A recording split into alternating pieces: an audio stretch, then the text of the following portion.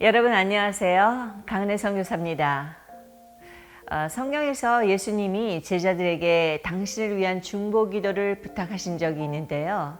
여러분 언제인지 아십니까? 그것은 겟세마네에서 기도하실 때였습니다.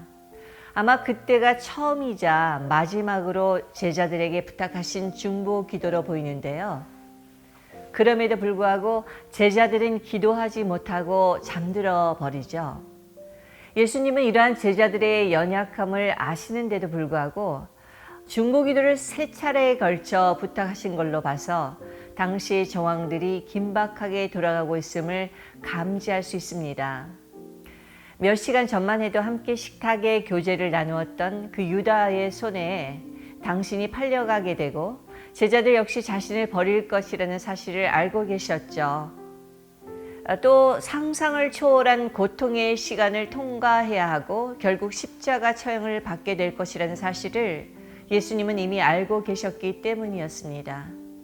예수님은 자신의 사명을 익히 알고 계셨지만 그 사명을 이루는 과정이 너무나 잔혹하고 고통스러웠기 때문에 하나님께 이 잔을 내게서 옮기시옵소서라는 기도를 하시게 되잖아요. 또한 예수님이 구속되면 제자들 역시 마주해야 할 그 엄청난 핍박과 영적 전쟁을 주님은 아셨기 때문에 제자들에게 깨어 기도하라고 하셨던 것이죠. 당시 그 절체절명의 상황을 감당해야만 하는 예수님의 마음이 얼마나 어려우셨는지 잘 표현해 주는 말씀이 복음서에 나옵니다.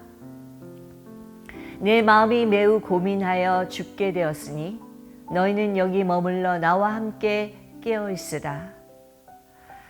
이 말씀은 예수님께서 아끼시고 또 신뢰했던 수제자 베드로 그리고 요한과 야고보에게 중보 기도를 부탁하시면서 말씀하신 것인데요.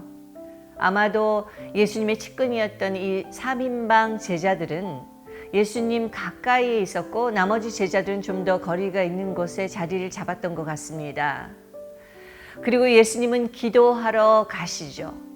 시간은 흘러 땀방울이 핏방울이 되기까지 자신과 씨름하며 기도하고 돌아오신 예수님의 눈에 비친 제자들의 모습은 너무나 어처구니 없는 모습이었습니다. 제자들 모두가 잠들어 버렸던 것인데요. 깨어 기도하는 제자는 단 한 사람도 없었습니다. 제자들에게 오사 그 자는 것을 보시고 베드로에게 말씀하시되 너희가 나와 함께 1시간도 이렇게 깨어 있을 수 없더냐. 시험에 들지 않게 깨어 기도하라. 마음에는 원이로되 육신이 약하도다. 이 말씀은 예수님이 첫 번째 기도를 하고 오셨을 때 잠자고 있던 제자들, 특별히 베드로를 향하여 하신 말씀인데요. 방금 전까지만 해도 예수님을 위해 죽기까지 하겠다고 맹세했던 베드로였잖아요. 이렇게 베드로를 향한 예수님의 답답한 마음이 느껴지는 구절인데요. 이 구절을 좀 더 다른 말로 표현하자면 베드로야, 내가 나와 함께 죽을지언정 주를 결코 부인하지 않겠다고 한 그 말은 기도하지 않고는 감당할 수 없는 것이란다. 너에게 닥칠 불시험을 감당하기 위해서는 지금 깨어 기도하지 않으면 안 돼. 이런 내용이 함축되어 있는 것이죠. 그리고 예수님의 예언처럼 깨어 기도하지 못했던 베드로는 닭 울기 전까지 예수님을 3번이나 부인하고 심지어 예수님을 저주까지 하며 떠나가잖아요. 여기서 우리가 깨어 기도하지 못할 때 이런 비극이 얼마든지 우리 삶에서도 일어날 수 있다는 것을 암시해 주는 것이죠. 예수님은 1시간만이라도 기도하라는 두 번째 간곡한 당부의 말씀을 남기시고 다시 기도하러 가시는데요. 예수님이 기도하고 다시 돌아오셨을 때 또다시 제자들이 잠들어 있는 모습을 발견하게 됩니다. 다시 오사 보신즉 그들이 자니 이는 그들의 눈이 심히 피곤함이라. 그들이 예수께 무엇으로 대답할 줄을 알지 못하더라. 제자들도 사실 정확히 알 수는 없었지만 예수님의 말과 표정에서 사태의 심각성을 인지했을 것이고 그래서 기도해야 한다는 것은 알고 있었지만 그들은 육신에 져서 잠들어 버린 것이었죠. 예수님이 3번이나 기도하라고 하셨음에도 불구하고 잠에 골아 떨어지는 자신들의 모습을 보며 아마 제자들 자신도 어이없고 민망하여 예수님께 할 말을 찾지 못했던 것 같습니다. 이런 제자들의 모습은 우리의 모습과 오버랩되는 장면이기도 하는데요.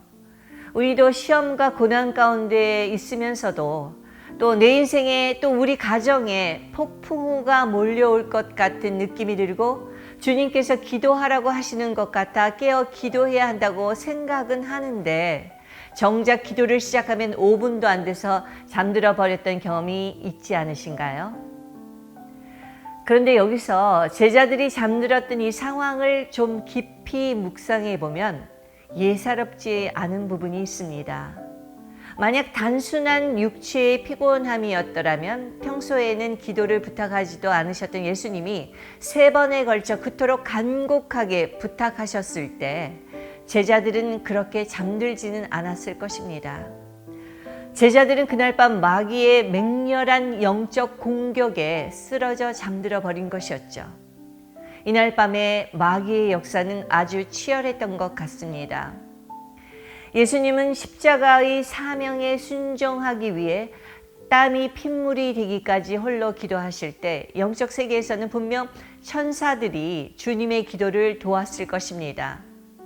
그러나 제자들은 영적으로 깨어있지 못했기 때문에 핍박과 고난의 폭풍우가 몰려오는 상황 가운데서 기도하지 못하고 잠들어 버렸던 것이죠. 너희가 나와 함께 1시간도 이렇게 깨어있을 수 없더냐. 여기서 깨어있다라는 말은 잠에서 깨어나라는 뜻뿐만 아니라 잃어버린 영적인 감각을 되찾아라라는 의미도 포함되어 있습니다. 그러니까 영적 감각을 되찾기 위해서는 기도해야 하고 기도하기 위해서는 영적 감각이 있어야 사태의 심각성을 알고 기도할 수 있게 되는 것이죠. 여기서 우리가 주목해야 할 것은 예수님이 말씀하신 1시간이란 시간인데요. 문자적으로 하루에 1시간의 기도가 우리의 영혼을 살리고 깨어나게 하는 임계점의 시간이라는 것을 의미합니다. 그러니까 크리스찬으로서 적어도 매일 1시간의 기도를 해야만 이 어두워져가는 이 세상 가운데 살아있는 믿음을 가지고 신앙생활을 할 수 있을 뿐 아니라 또 기막힌 일들이 매일같이 일어나는 이 세대 가운데 우리는 깨어 종말의 사인을 분별하며 살아갈 수 있게 된다는 말이죠. 제가 미국에 와서 놀랐던 것 중에 하나가 미국 교회에서는 거의 기도를 하지 않는다는 것이었는데요. 당연히 미국 크리스천들도 개인 기도는 하시겠지만 어떤 공예배에서도 기도의 시간이 전혀 없더라고요. 또한 각국의 목회자들의 기도 시간을 비교한 통계를 본 적이 있었는데요. 미국의 목회자들이 하루에 평균 15분 기도한다는 것을 본 적이 있습니다. 이 15분의 기도 시간이 어쩌면 미국 기독교의 현 주소를 말해주는 것 같아 마음이 씁쓸한데요.